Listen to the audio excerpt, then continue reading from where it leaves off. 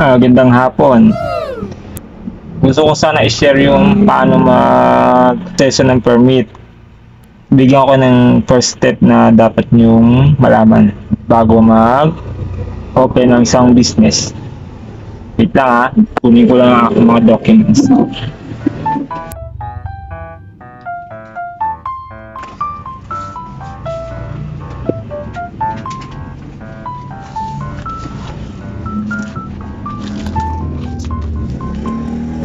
Ang una nyong dapat malaman sa pagbuo ng isang business ay paano maglakad ng mga permit.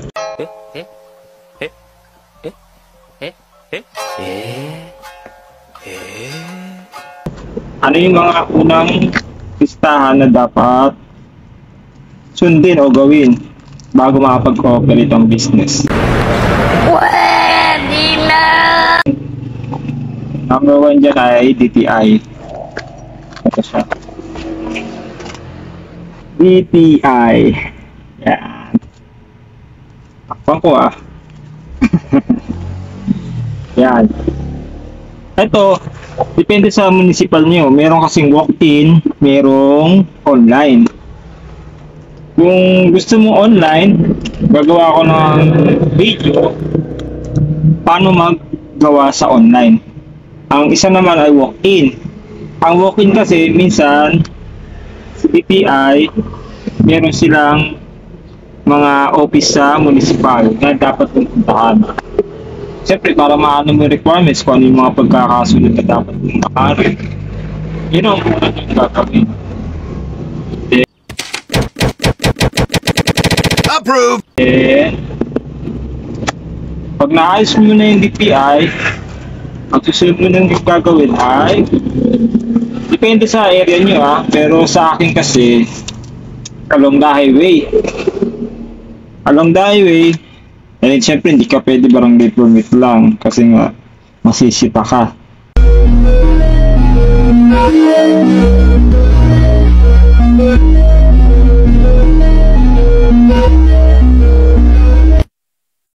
Kailangan mo munang pumunta sa barangay. Tanong mo kung ano yung requirements sa area mo. Iba kasi tago minsan barangay lang kailangan pero sa part ko kasi kailangan ko ng business permit o mayor's permit tulad nito.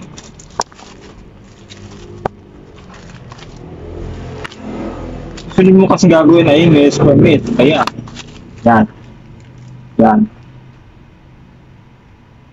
ito yung susunod mong gagawin pagtapos ng DTI. Merong isang option BIR. What? Pero kung naka-establishment yung shop mo, kailangan mo muna ng mayor's permit. Pero kung ang business mo ay bahay lang, online, ang kasi ngayon hiwalay. Pagkakatanda ko, hiwalay ang BIR na tapos sa mayor's permit. Ang nangyayari, kung ang business mo ay bahay lang and then online ka lang, hindi mo na kailangan kumuha ng mayor's permit. Ang kailangan mo lang kunin is BIR. Kung ganun yung negosyo mo is online and wala kang physical store. Ayan. Ako kasi both kailangan kasi meron akong physical store, meron din ako online.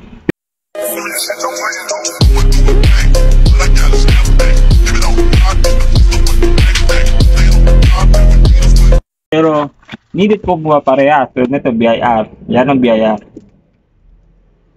Ito, bawat sasabing kategory documents may kaakibat kong video para gagawin paano maglakad ng BIR, DTI at mayor's permit. Pero doon muna tayo sa mayor's permit.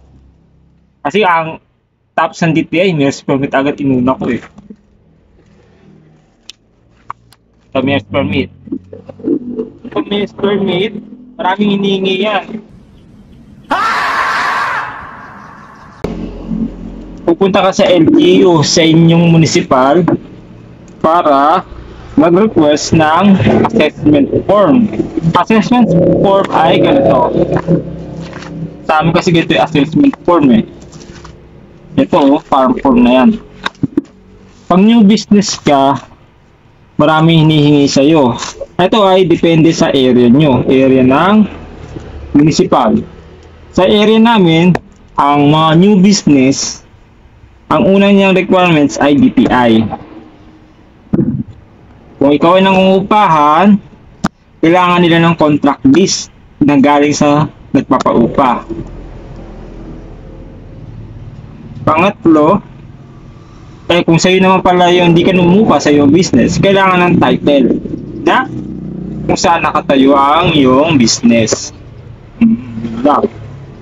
Ano ba to? DOT, Certificate Authority to Operate. Accommodation. Iba to eh. Hindi ko na to sakop eh, pero next na pag-aaralan natin paano to. Meron kasi yung category siya eh, kung ikaw ay katulad nito, Bureau of Animals Industry, kung ang alaga mo ay, ang negosyo mo ay mga hayop, mga isda, mga ibon, meron ka may mga ka-activity documents pa bago ka makapag-PFS permit. Then, kailangan nila ng sketch or photos and location address na ipapile mo, na ipapasa mo sa municipal, sa LGU. Yun yung mga business na bago. Pag renewal ka na, ang hihingin sa iyo ay BIR ng annual. Yun lang eh. Certificate Authority, iba to eh. Ganyan din sa animals, iba rin. Sulat mo lang yan, depende sa area nyo ha. Kasi ito, area ko, ito yung hihingin kong form sa municipal bago ako makapag-start na makapag-operate. Kailangan ko muna ito ipilapan, pagkatuin yung mga requirements, then kaya pasa sa kanila. Nice. Pagkatapos niyan, syempre bibigyan ka ng assessment na kung magkano yung babayaran mo base sa iyong dineclare na amount. Yan. Yung mga ganyang proseso ituturo ko sa susunod na vlog. Siyempre, may mga fire safety pa yan. Depende sa area mo. Kasi ako, kailangan ko fire safety kasi nga, ito ay isang physical store. O, business talaga na pinupuntahan ng mga tao.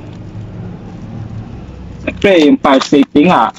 Pagtapos ng municipal, kasunod doon ay fire safety. I-upload pa nila yung area mo. Siyempre, bibili ka lang fire extinguisher. Pero by request yun, kunyari, pumunta yung huwag ka muna bibili. Hintayin nyo muna bumisita ang fire safety para bigyan kayo ng suggestion o ano yung papapili sa iyo na fire safety yung dry chemical na sinasabi para sa mga establishment. Ano to? Yun lang. Pwede na! Then sumunod na sa akin, BIR na. BIR, may online yan, merong walk-in. Ang ginawa ko kasi walk-in. Medyo hindi ko pa kasi siya gamay dahil nga first time ko mag-BIR. Actually, last year, nag-BIR na ako. Pangalawang business, BIR ulit. Bali dalawang BIR ko, puro walk-in. Kasi gusto na talaga dahil gusto ipaliwanag sa akin yung mga dapat gawin. Isa kasi nakakalimutan ko na hindi ko alam to. Kaya minsan ka lang pumunta para kita yung mga bagay-bagay na hindi mo alam. Huwag kang mahiya magtanong kasi part yan ng buhay. Part ng pagiging negosyo. Yun, mahirap sa una dahil gagawin kong biyayan. Nako! Bawal ka malit dito. Makalimutan mo yung anniversary ng asawa mo. Huwag lang to. Ang laki ng penalty. Tuturo ko sa ano yung sasabi mga penalty. Napakalaki. Kaya ingat-ingat yun.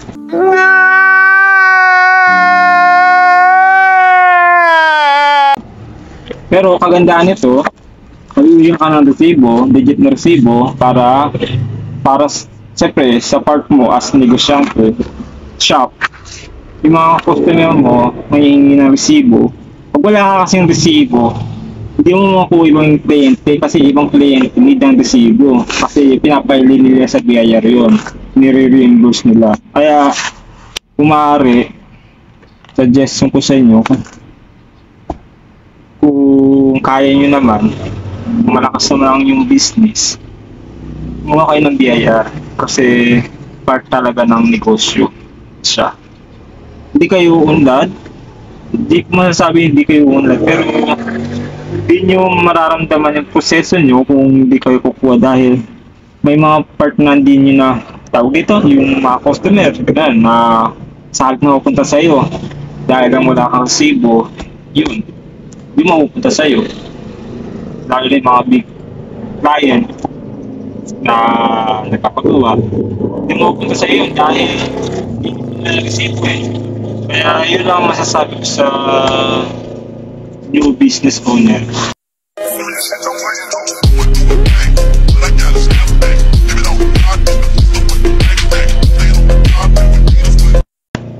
Kung hindi pa kaya, No! God, please, no! No! No! No! meron kasi mga pinagbabawal na technique eh. Eh hindi ko pwede i-suggest yun dahil ayoko kayong kapahamak, pero discarte yan nyo paano yung sasabing discarte pinagbabawal na technique. Pero actually, hindi ko pwede recommend dahil hindi yun talaga ang tamang proseso. Pero kung gusto nyo yung tamang proseso, sa part na to, sinasabi kong DTI, sumunod ay mayor's permit, tapos sa mayor's permit, siyempre, fire safety, protection, then sumunod ang BIR. Yun talaga ang tamang proseso. Kung online ka na ba, alam ko pag online talaga, kasi hindi na ni-record ni BIR na kahit online ka, kaya kumuha business permit. Alam ko, pag mga hindi na walang physical store, bahay lang, hindi na kinukuha ng mayor's permit unless nakatago talaga siya. Yun talaga, pag nakalitaw talaga, na-expose sa mga tao, yun ako, kailangan kumuha kasi araw-araw eh, may mga maninit pa sa'yo na hindi mo maiiwasan.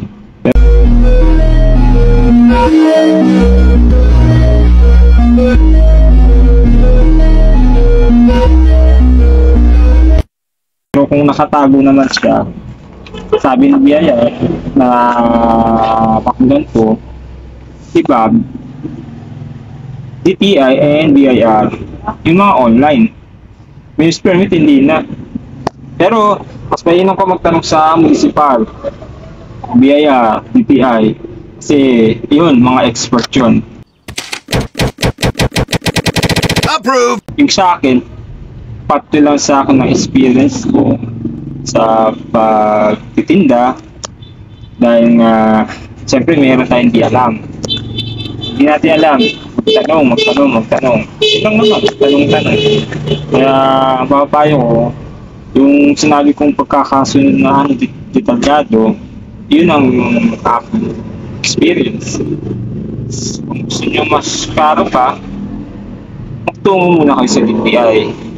Kasi yun ang simula ng business. Kasi ang DTI ay diyan ka magte-trade ng pangalan mo kung ano yung mga pangalan mo gusto mong ilagay sa business. Susunod na yung municipal, BIR, mga fire extinguisher, yan susunod na yan. Yun lang muna. Susunod, i-stack ko sa inyo bawal isa. Unahin ko yung DTI para alam nyo paano mag-proseso na ito. May naman kasi level yan eh. May mura, medyo may mga barangay class na municipal class, nationwide. Na may mga ganun kasi presyuan yan, kaya dapat alam mo yan bago ka kumuha ng detail. Kasi mamaya mamali ka, magpunta ka doon sa malaki amount, eh di ka naman nationwide. Ay naku, sayang pera mo. Pero ikaw, bahala ka. Kung practice yan eh, mainam. Bye-bye.